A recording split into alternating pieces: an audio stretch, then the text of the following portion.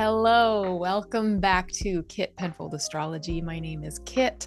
We missed a week. Thank you, Mercury retrograde. We're back. We're here. We're here to talk about astrology for the week of November 23rd to 29th.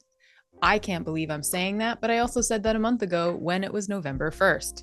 So I am a traditional astrologer using whole house system. So if you are using any other kind of house system or come to the table with modern astrology, leave me a comment as we go through this, where things are hitting for you. But let me know what house system you're using so that we can talk somewhat similar languages, because I just love chatting about all of this with you. There is a lot happening this week. We have 2 retrogrades ending. I'm filming from central Canada. I am a settler here on this land, and I am just so grateful to be here. I'm so grateful to be back making videos for you. I love doing this. This is my dream come true. So please share this video, subscribe to my channel if you haven't already, hype the video if you can, if you've got that access. I'm new to YouTube. I'm new to all of this. So any support that you can give is just so appreciated. And with that said, let's talk about what we're going to be delving into this week. It's lovely. It's big. We've got the sun coming into Sagittarius. Happy Sagittarius season to all my Sag suns out there. Mercury retrograde is going to be completing the Grand Water Trine in its retrograde motion. Venus is coming into conjunction with Mercury retrograde. That's going to be very sweet. There's going to be some lovely messages, or maybe you're the messenger. Venus is going to then complete the Grand Water Trine. She's going to oppose Uranus. Mars is going to be squaring the nodes. That's going to be interesting. Saturn is going direct. Hallelujah. Mercury is going direct at the end of the week. And a lot of other fun little things in there, because if we couldn't pack anything else in here. Before I begin for Sunday morning, good morning, Sunday morning peeps, if you're here right away, I want you to watch December 1st. So a week from now, I want you to watch out. I am dropping 5 spots opening up for the Year Ahead 2026 readings package. There is so much within this package. There are 2 readings at the beginning of the year. In the middle of the year, you get a video pre-recorded whole year reading that is right down specific to your natal chart. You get a discount on mini inbox readings throughout the year, a PDF, a digital PDF to go through kind of a written outlay of where everything's happening for you. So yeah, check this out. December 1st, that's going to drop, and there are only 5 spots available. So have a look into that when it comes out on next Monday. Also, the Grand Water Trine special is still happening right now. So that is 30% off any initial or return readings with the code GWT30. Or there are discounts on my mini inbox Astro, just a single reading or a pack of 3. And that is all over my website. All of this is over on my website. The link is in the description below. So check that out. Here we go. Let's get into Sunday. Again, happy Sagittarius season. I'm a Sagittarius sun. So this is always a very interesting time of year. I find Scorpio season hits me good and hard because my Venus is in Scorpio. And then we go into this meant to be happy and big and expanded. We're getting there. So happy Sag season to all my Sag risings, suns, moons, specifically happy birthday to the suns in this period. Leave a comment if you are one of those people. I am December 21st. So I'm a solstice baby. I love it. I love being a solstice baby.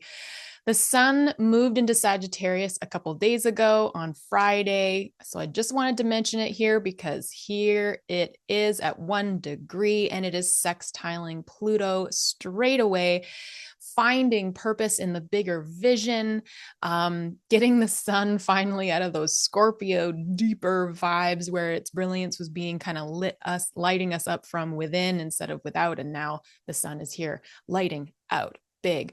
Sagittarius is ruled by Jupiter. So even that you can see the correlation here between expanding and the abundance. And so the sun coming into Sag, it's all about that. It's all those Jupiterian themes. Jupiter is also right now in its exaltation. It is retrograde, but it doesn't really change a lot of what Jupiter can do for us, and it doesn't change that expanded, affluent, abundant feeling that we get when we come into Sag season, whenever our planets are here. We want to look at the big vision. We want to dream for the highest goals. And that is what's going to happen. That's already what's been happening to Mars as it's been in Sagittarius. With the sun coming into Sagittarius, we have kind of keywords like learning, expansion, growth, leading, being a leader, looking at that big picture. With Jupiter being retrograde, a lot of the time that kind of Jupiterian expansion comes inward, and we're being kind of grown in our wisdom, in our philosophy within. And so a lot of this theme of this time with the sun coming through Sagittarius, we might be feeling that. Not only that, but the sun has just been imbued with the beautiful energy of Jupiter during the Grand Water Trine. So it's bringing that energy into Sagittarius. Where have you got your sun? Where do you have your Jupiter? This is a big moment. Jupiter is kind of in every single planet going on right now. And I could go deeper into that, but it really is a very Jupiterian time right now. And that to you could just feel like everything is feeling really big and expanded and like, oh my goodness. But at the same time, it is changing and expanding us for good, and probably for really good reasons. So hang in there if this isn't like the I'm winning all the money kind of feeling for you. I doubt many of us are actually going through that right now. The sun is finally separating from that opposition to Uranus down here in Taurus. Those big radical changes to core self and identity, having maybe situations come through that really shake that philosophy, not in a bad way, but in a way that kind of shakes you into sense, shakes you into a new form of clarity. While the sun was opposing Uranus, did you feel any great change within self or change within your purpose, or just more like maybe acceptance of the fact that you want to do something radical and amazing with this time on the planet? I think it's such a beautiful way for the sun to enter into Sagittarius, to have had that opposition.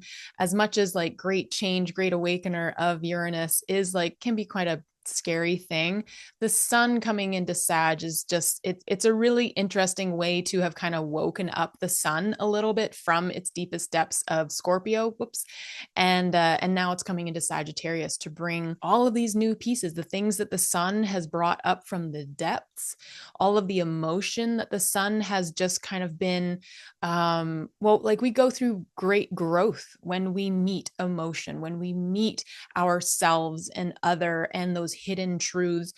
We grow and we expand, and now we come into the sign of growth and expansion. So this is going to be really interesting. The other thing is the sun is instantly sextiling Pluto. So thinking of that big brilliance, the illumination, the self, core self, personality, vitality, sextiling all the change and transformation that is happening kind of behind the scenes because Pluto moves so slow.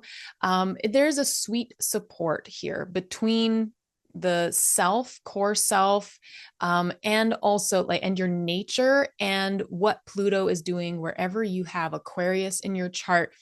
A sextile is an aspect that is of Venus. And so it is the lesser benefic aspect, but it still is this beautiful support. And again, it's kind of behind the scenes. So you may not see this right away, but this is really a time to journal about anything going on. It doesn't matter how small, because there are these little snippets of support, especially if you're someone who has been like really getting it with these grand water trines and like you are emotionally exhausted. This is a little bit of support within yourself, within your purpose, and what this has all been about, and the work that Pluto is doing in Aquarius, wherever that is in your chart. Where do you have Aquarius? Everything that happens in Sagittarius season or in the house and sign of Sagittarius over the next few weeks will be affecting the Sagittarius ascendants, Sagittarius suns, moons, also any of the mutable signs. So that's Pisces,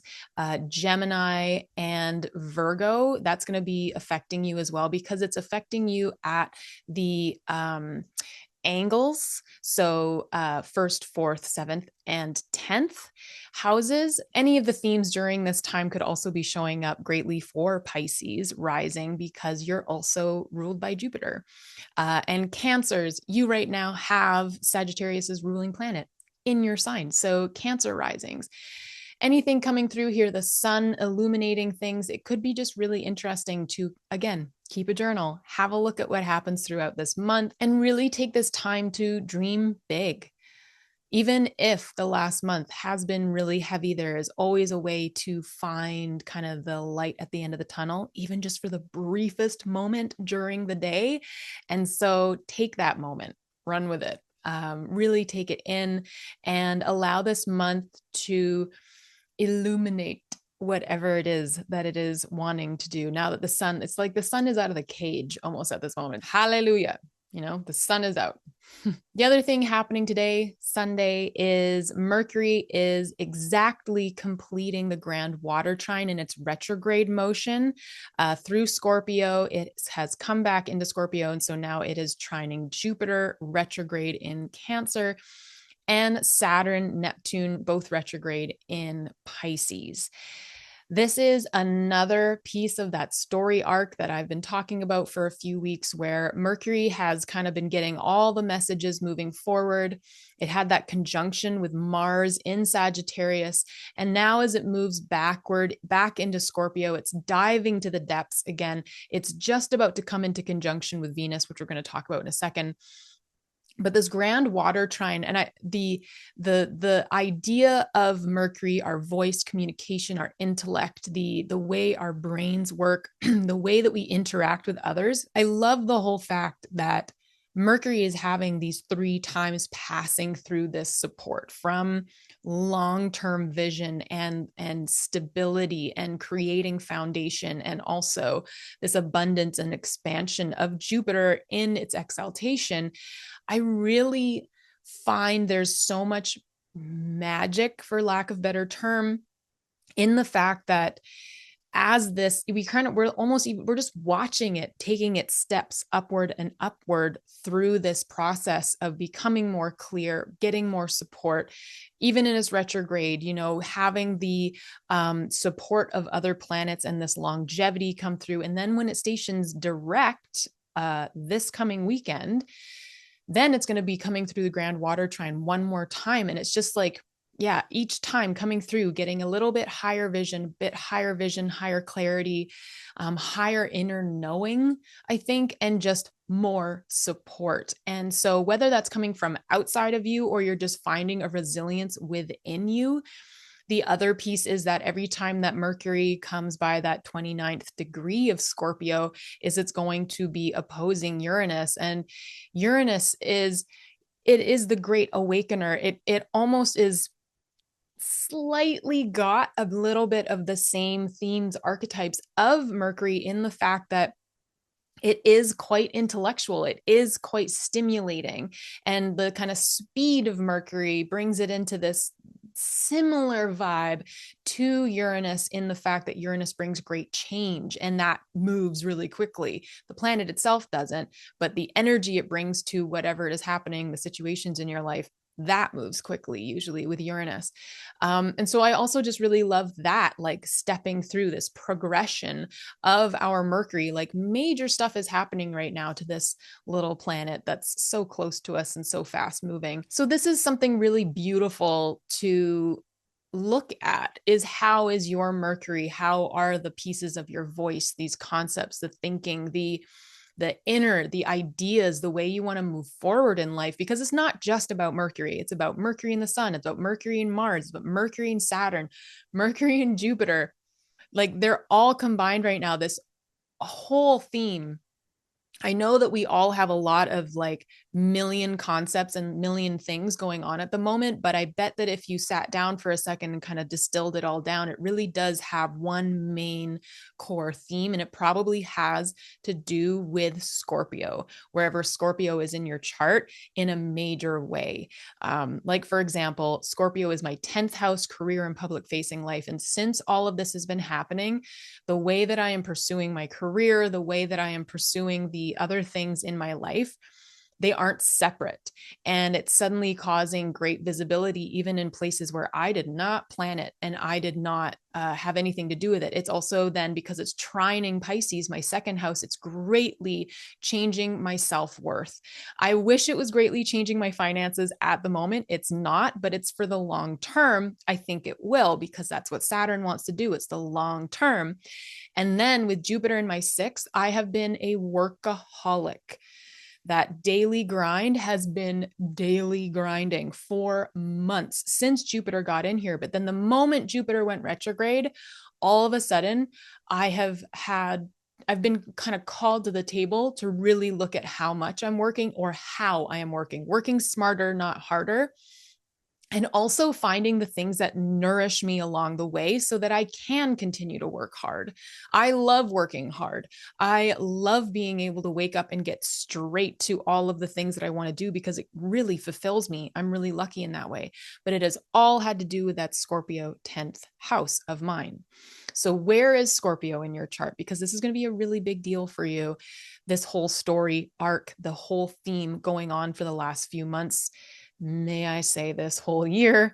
And this being the end of the year and the end of these Grand Water Trines over the next 2 weeks, this is all kind of coming into focus now. So really take into consideration what this has all meant for you, where it's grown you, where it has expanded you, because it's so important in the future to be able to look back at this moment and point at certain things, even the slow moving stuff like Pluto, like kind of Uranus, like Saturn, to be able to look back and know that's why all of this happened. That's why I went through all of this hard work or hard situation or whatever it was, this kind of Saturnian pausing and not being able to like fly forward the way we want to. The Grand Water Trine supporting us through that growth. It's all going to come really clear. So write it down wherever it is you like to write things down, or however you like to write things down, so you can revisit this later on. The last thing happening on Sunday, my goodness, the Sundays that I've been doing for the last few weeks, Sundays have been insane. So the last thing happening on Sunday is we have Mars coming into a square with both the North and the South node. This is a really interesting moment, especially being in Sagittarius, with the fact that Mars is already being expanded in a major way. We may feel this real huge like drive and ambition for that expansion. But there's something here that's really connected to the eclipses that we have had so far. So at the beginning of the year, just a month or two ago, oh my goodness, time is flying.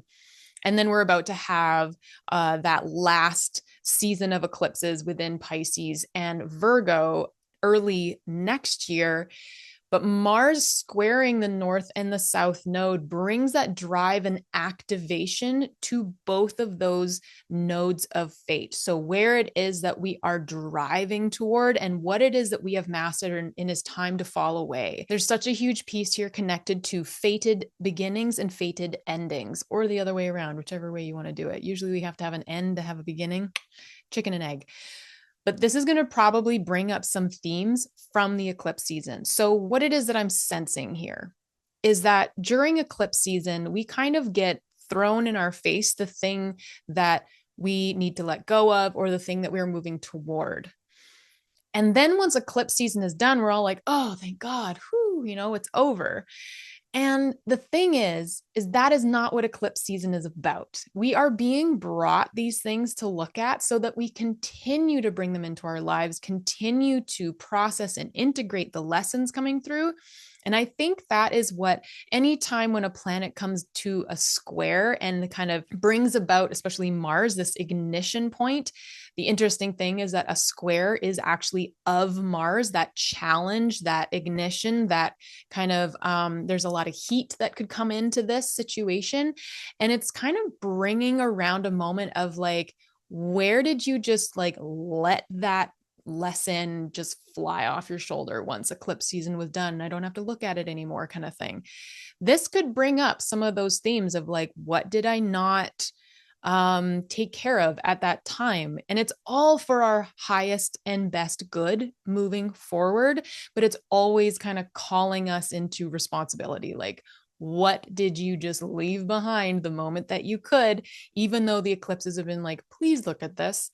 So this is a great moment for you to kind of pause and look around as to like, where am I headed? Where am I leaving? What am I leaving behind? And notice like what has kind of been taken away from you at this point. Mars is very much the severer, and it can do a really fantastic job of that without you even realizing it's happening. So are you noticing new pieces changing, severing, being taken away so that you can move forward? Pieces that maybe you purposely left behind and you're like, oh, it'll be fine, I'll just leave it right there. Or things that you genuinely forgot or you weren't ready yet. And now it's like, oh, wow, like this is all moving forward now. Because this is a real ignition action point, I think, that's going to bring us forward. And speaking of forward, let's move forward into Monday. What we can see here is Mars. It will stay here for the next day or two, and it will start separating over the next day or two. It'll be separating until the weekend. So we kind of have the whole week with this vibe. And probably if you maybe you'd noticed moving into this that it was building and culminating up to yesterday and today. The other thing that's happening today, which is really sweet, and I'm just going to move forward to get it exact here, is we have Mercury and Venus conjunct at 22 degrees in Scorpio. This happens 2 to 3 times a year that Mercury and Venus meet. It's a part of both of their retrograde periods. This is the second one of this year. But what's really interesting is that we're going to have another one really soon, actually just at the end of January. So this marks a moment in both of their retrograde periods and a part of their story that they're going through. But this moment here, it's kind of that merging of the mind and the heart, merging of our thought and our values, or creativity, being able to speak something into creativity. Maybe you are sending a really wonderful message to someone, or you receive a message of love, value, respect from someone. Venus is also a planet that we can look to figure out our pleasure. It really is. That is the main theme of Venus, is pleasure. And when I think of Venus in this way, especially with the fact that she's just coming into the Grand Water Trine, so we've got a lot of emotion, we've got a lot of ignition for fated situations right now. She's going to also be coming into a Uranus opposition. There's themes here around her soothing the chaos. So in that kind of small, beautiful way, sweet way that Venus can in our lives, where are you feeling a soothing presence or a soothing message, a soothing thought? Maybe finally you're able to access a form of like self-soothing within your mind or your nervous system. Maybe you're just getting into somatic work, breath work. There's something here, I think, around the places where we may have felt scattered and pressured, that Venus is bringing her harmony and her balance into our lives. Maybe it's that a feminine energy, like literally maybe a group of women or collaboration coming through to really support you in that Scorpio place of your chart, whatever house it's in. There's something really beautiful here happening around speaking, collaborating, or bringing that mind and heart aspect together. And so if you can even just give yourself the tiniest moment today with this conjunction to lean into any sweetness coming through and trying to find that kind of light at the end of the tunnel of these grand water trines and all of the things going on, and we're waiting for everything to not be retrograde anymore. This is a really beautiful moment, and it's going to continue to bring these little sweet moments throughout the week as Venus brings her energy into the rest of these aspects she's about to do. And the thing that we see on Tuesday, the first thing is that Venus is here at 24 degrees. This is in the evening in Central Time on November 25th, Tuesday, where we see her exactly trining Jupiter, exactly trining Saturn and Neptune in Pisces, both still retrograde. And she's coming out of the conjunction. So, what kind of messages did she and Mercury pass off to one another as she moved forward? This is the benefic of Jupiter, the benefic of Venus, even while she's in her fall like this in Scorpio. She's still doing work for us. She's bringing loving things to the surface. She's bringing soothing or healing things to the surface from the depths of Scorpio, and then bringing that into this supportive energy that we keep seeing, that kind of long term, where are we caring and healing ourselves, and that nurturance. And it may even be kind of generational, part of a family theme, groups and communities where Jupiter is in Cancer, this nurturance of self, inner self, and our expansion, the way that we are learning to take care of ourselves as we're stepping into these million unknowns that we seem to be stepping into these days. So this grand water trine, it really speaks to how much I think astrology works so beautifully hand in hand with healing modalities, whether that be talk therapy, psychiatry, nervous system healing, acupuncture, Chinese medicine, any kind of healing therapy that speaks to you. I really find that astrology just works so beautifully hand in hand with helping us hone in on different parts of our lives, hone in on the specific energies that we are working with and working through at that time. And when I want to be clear, when I say the word energies, it's something that's said a lot these days. And when I say energies, I do not mean some flippant thing that is flowing through the ethos for us to like feel for a second and then it moves on. When I say energy and when I talk about feeling an energy or seeing something come through, an archetype of a planet or a transit, whatever is going on in the sky, when I talk about energy, I am talking about lessons. I am talking about history. I'm talking about great philosophy. This is like the biggest thing. I'm just obsessed with it, and I always have been. I have so much going on in Sagittarius. So philosophy and like expanded vision is my game. It's my jam. And when I look at astrology and I think about the energies of the planets, the energy of what's happening around us, I see it as those bigger themes, those things that do not just flit away from us after a transit is done. No, an energy comes in and it brings a message. It brings a change. And that is for us to take on. It's our responsibility to take it seriously, to be able to grow and become the best human beings that we can, to change our philosophy if it needs to be done. All of these kinds of things. And this kind of grand water trine, when Venus is here, really speaks to this moment where we are supported, I think, to use the energies of these planets, the messages coming through, the archetypes, the history, the belief systems of these planets and where they are and what signs they're in and what houses they're in for you, and really take on the lessons, the knowledge, the wisdom, the downloads, if you're having downloads, to hear about what it is that you are meant to be moving into. We can ignore this stuff till the cows come home, but believe you me, it'll come back stronger and stronger. It might come back with illness. I've done that. because you've ignored it. And this speaks to you in such beautiful, profound, and clear ways. It always is very clear. It's just depending on if we want to hear it or not. And we can then take that into our lives.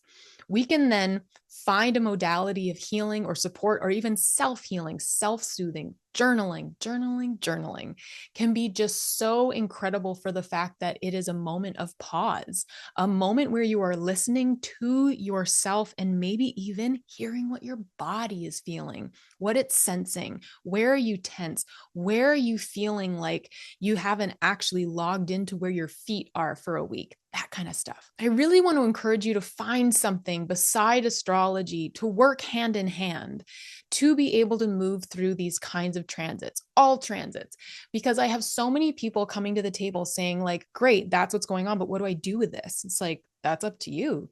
There's so much you can do with this, but you've got to find the modalities that speak to you. You have to find the practitioners. You can keep following people that really inspire you, that like call you to action. I'll do that for you. It can be the biggest or smallest thing that can go hand in hand with astrology to help your growth. But that is what astrology is doing. It is bringing messages. It is bringing lessons. It is, even if you have the most charmed life, charmed everything is wonderful for you, you still have so much to learn and to come to the table with when it comes to growing in a lifetime. Because there's just no point in using our lives in a way that's mundane and boring and not diving into the depths that we are able to dive into with astrology. My rant is done. Thank you for coming to my TED Talk. OMG. Okay, KP out. I'm kidding. Let's go to Wednesday. Not too much different is happening here. We have Venus and Mercury. They are still separating from their conjunction, and we're watching Mercury really slowing down now to its absolute halt at 20 degrees that it's going to get to before it stations direct. So this is really exciting over the next few days, but it might also reintroduce that bit of fog because again, Mercury is like this fastest moving planet in the sky. And so when it stops at a halt, it's a little like it doesn't love that a ton. And we don't love that. Our brains, our cognitive, our everything doesn't love that. So, but it is the end of the retrograde. That is such a beautiful point. So this is an exciting thing, watching this slow down. We also still have Venus in the beautiful Grand Water Trine, and she's coming into that point where she is going to start opposing Uranus in Taurus. Let's move on to Thursday, where we have something real friggin' amazing happening. And I just want to kind of stand up and do a jig, but I suck at jigging and you don't want to see it. But let's move here to at 9:51 p.m. Central Time on Thursday, November 27th. We are done with Saturn being retrograde in Pisces. And indeed, we are now beginning its final exit from being here for nearly 3 years. It will be 3 years when it finally leaves. Just about 3 years. I mean, it's only weeks off of 3 years, which is just, Saturn. It's a long time, man. Come on. So I have a couple things here that I just wanted to read out because a couple people have been mentioning how much they want to hear dates. So here are some dates for you that I've written down. So it first entered Pisces March 7th of 2023. So what was happening around that time? And also, what was Saturn doing in Aquarius for you? It made me really ill. So we had those couple of years with Saturn being in Pisces. It was very close by Neptune for a lot of that, especially at the beginning of this year. It left Pisces just for this little bit of time this summer, which started May 24th, and it came into Aries, which is going to be a big deal when we get to really experience Aries, Saturn in Aries, when it moves into there early next year. It then went retrograde in Aries and it re-entered Pisces September 1st. I feel like I just announced that like yesterday, but yeah, September 1st, 2025, It went back into Pisces to work on those last pieces that we had to put into place, that we had to face and come into a relationship with in a different way. And then today it stations direct at 25 degrees of Pisces. So, of course, this is major for my Pisces ascendant, suns, moons, all of the mutable signs. Again, this is going to be hitting you or like affecting you because this is an angular house for you. It's either your first, fourth, seventh, or 10th. If you have significant placements in Pisces, Saturn going direct is a major thing for you, as well as if you are an Aquarius rising or a Capricorn rising, because this is your ruling planet. So there's quite a few signs out there that this affects. Of course, it affects everyone because Saturn is such a major theme in our lives. Saturn is going to, now that it is stationed direct, it's going to take a moment to move forward. But it is going to be going direct, picking up speed, and it is going to leave Pisces forever. I'd love to say that, but it's not forever. February 13th, 2026, but it could be the 14th, depending on where you are in the world. But that is what we have to look forward to. It's only just a few more months with it moving forward. Neptune doing kind of the same jam up to that time, coming out of Pisces so that we can move forward into a very different energy of Aries. Aries is that new year, new you, the I am, which is such a different place of Pisces, which is technically like the last sign of the zodiac before we start into Aries, which is the whole new start of a new cycle. So this is a really prominent, huge moment, bringing together again the themes of Pisces and Aries. So where do you have Pisces and Aries? Where do you see those two things merging for you? What have you learned since March 2023? What has changed? What has taken a long time to come into view, whether come into fruition for you? Saturn makes everything take a long time. Make sure that you're doing the work. And now that Saturn is direct and begins picking up pace in Pisces and is like preparing itself to move into this new cycle, new beginning, it is not the time to put down responsibilities just because it's direct. This is still where the eclipses have been happening in Pisces, the North Node in Pisces, and we're going to have a lot happening in Pisces coming up early next year. This is the moment where you need to put these responsibilities into action. This is where you create the habits, the plan, the strategy, so that you can take everything that Saturn brought to the table over the last 3 years and solidify it and take it forward with you. Like you are building a piece of your foundation with Saturn. Saturn is always building the foundations, making sure that you're taking this stuff seriously. So this is not a time to rest on your laurels. This is a time to solidify the laurels, to like put them in your purse, make a beautiful list, like put stickers on it, bring fun things to Saturn. Saturn does love fun things. Yeah, I definitely saw that in a textbook somewhere. And that's really quite a lot of what is happening until we get to Saturday and we have Mercury going direct. So Mercury over here, sorry, did we celebrate Saturn going direct enough?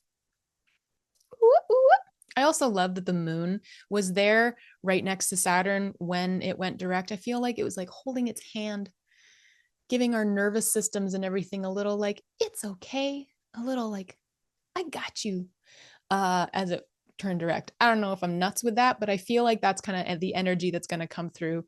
We're all going to be very aware, I think, of Saturn turning direct. So have I said enough now? Have I celebrated enough? Saturn is my ruling planet. So this directness is very needed, really needed. So I don't know if you're like me, put up your hand in the comment section if that's been happening for you.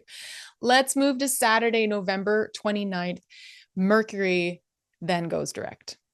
another whoop whoop for everyone. It stations direct at 20 degrees of Scorpio at 11:39 a.m. Central Time. So figure that out for your time zone if you want to know the exact time. It is stationing direct, and now it enters its post-retrograde shadow, where kind of all the things that happened within the retrograde and this space, this area that it traversed between Sagittarius and Scorpio, all of those lessons and everything, it's now going to be moving direct through those lessons. So bringing more clarity, more ability, more action plan. And like Mercury, again, it's our closest planet, so it moves the fastest in our little solar system that we got going on here. And so when it's stopped and when it's stationing, it's a little difficult for it. But as it starts picking up speed, you're going to notice everything else picking up speed or ability, or just like, I mean, ability when I'm saying like cognitive ability, that kind of stuff. Even you might notice that you can speak better, that kind of thing. Also, it never really left the Grand Water Trine. I mean, it is out of aspect technically by the 3-degree orb,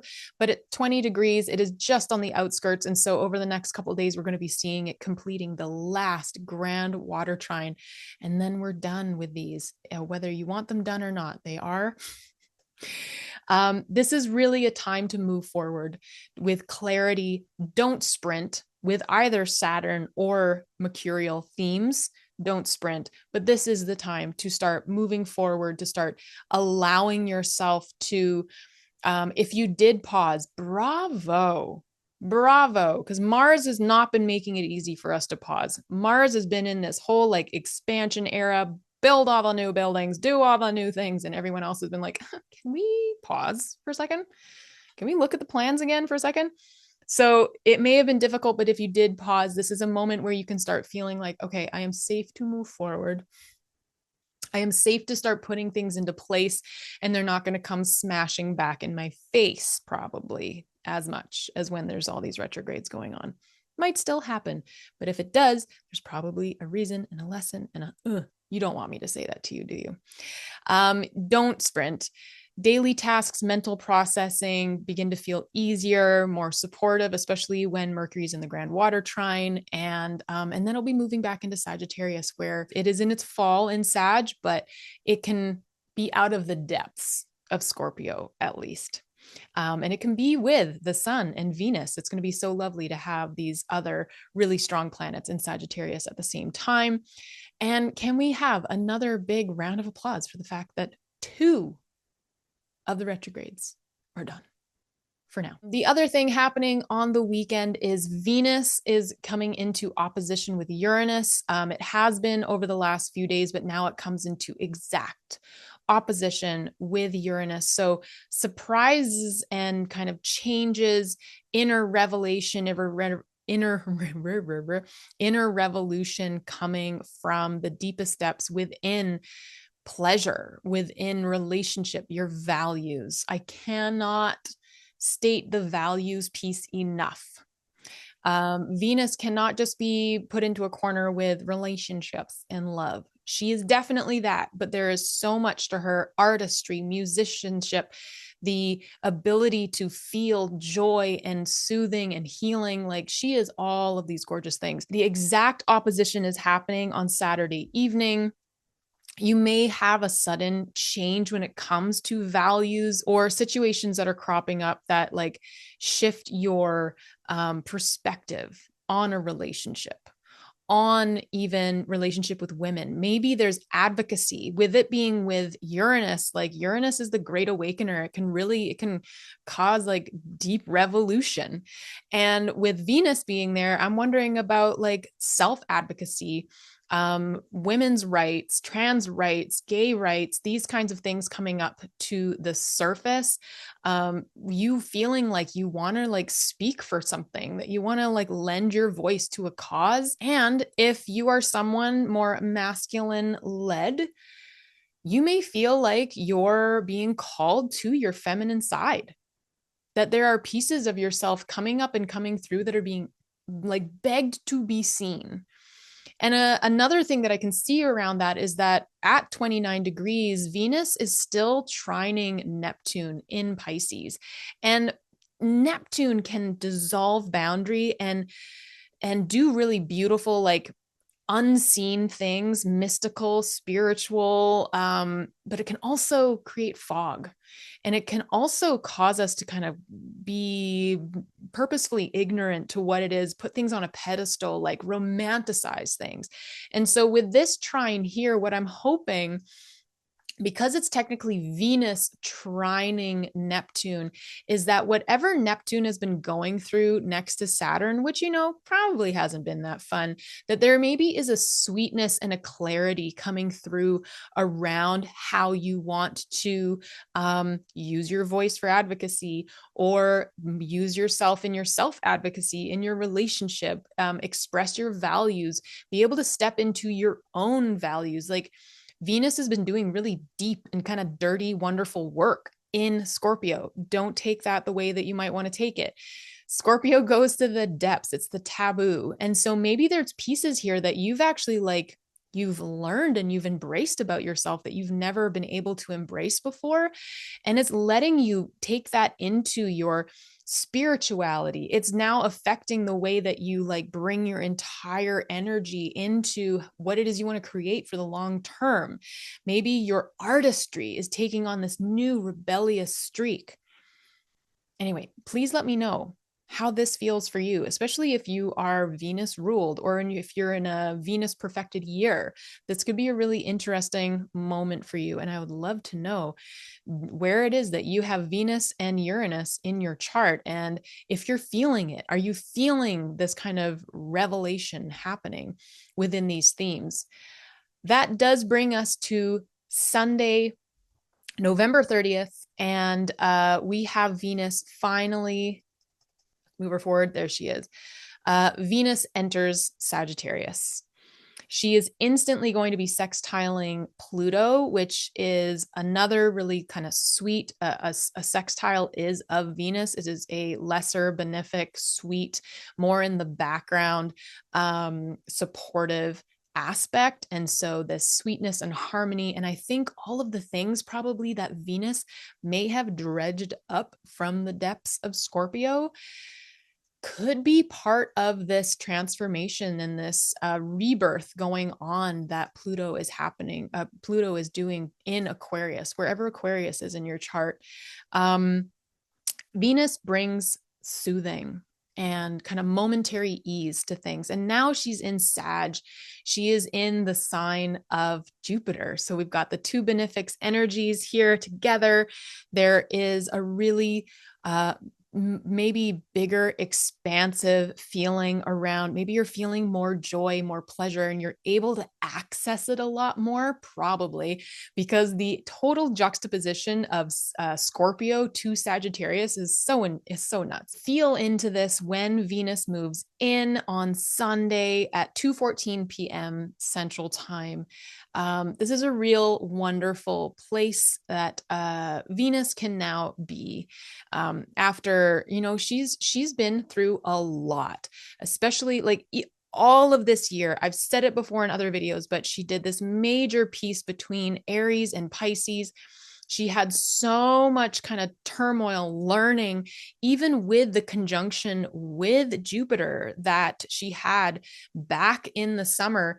Not all of us found that to be wonderful. It was just, something didn't go as shittily as it could have, kind of thing. And then as she came through and she had these conjunctions with the South Node, we were letting go of a lot of stuff.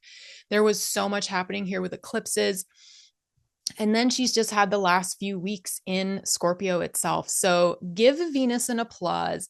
And also in your journaling practice, just think for a moment about how your Venusian themes and archetypes within your life, your relationships with women, your relationships with other, your core values, your pleasure, whatever it is that you derive joy from, where you are creating things. Are you creating things in the world? Are you creating things for the world? Are you creating things with your hands? Finding deep fulfillment and joy. And how has that changed this year?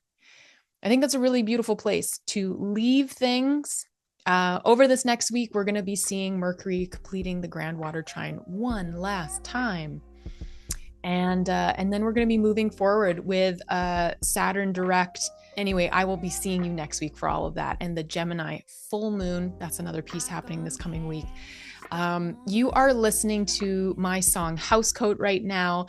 It is available on Spotify, Apple Music, wherever it is that you find your music.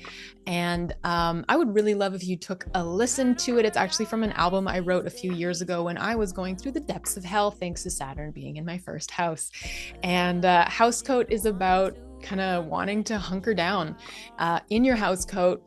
And my sister had given me one for Christmas that was like the funniest looking fluffy thing ever, but it ended up being my safest place. And so I wrote a song about it. Go ahead and listen to that song. The link is in my description as well. Just to remind you that the Grand Water Trine special is happening until the last Grand Water Trine on December 11th. I believe that special will be done. So make sure that you grab an initial or a return reading for 30% off. Before then, you can schedule it for any time. The code for those 2 sessions is GWT30. And then also you can get mini inbox Astro, just a single reading or a pack of 3 on a discount as well. That's all over on my website. And the last thing about what's over on my website is that on December 1st, you are going to be seeing 5 spots open for a year ahead reading package that spans the whole year. And then you get a recorded reading sent to you. You get a PDF, you get discounts on Astro readings, you get a reading halfway through the year. It's a major package.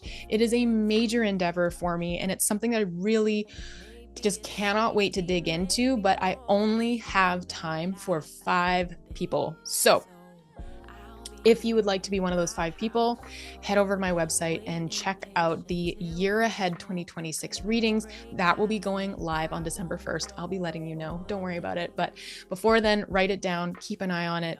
Again, I am so grateful to be living in central Canada, to be able to call this place home. I am so aware that I am a settler and I want to do as much good as possible in this whole universe and planet, to bring awareness to everyone, to do the best that they can to take care of this planet, take care of the history that has come before us, because there's a lot of it and it's not so awesome. So take the time to get to know where you live. Take the time and respect to acknowledge within yourself where it is you live, what that land has been through before you were standing on it, and just bring that specialness into your everyday life, because it just brings even more gratitude and specialness to the fact that we are human, we are alive, we are doing good in this world.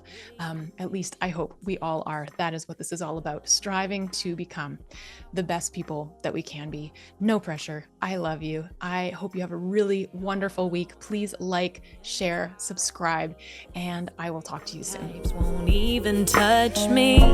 It's only my wardrobe keeping me safe. I'll stay here in my house, go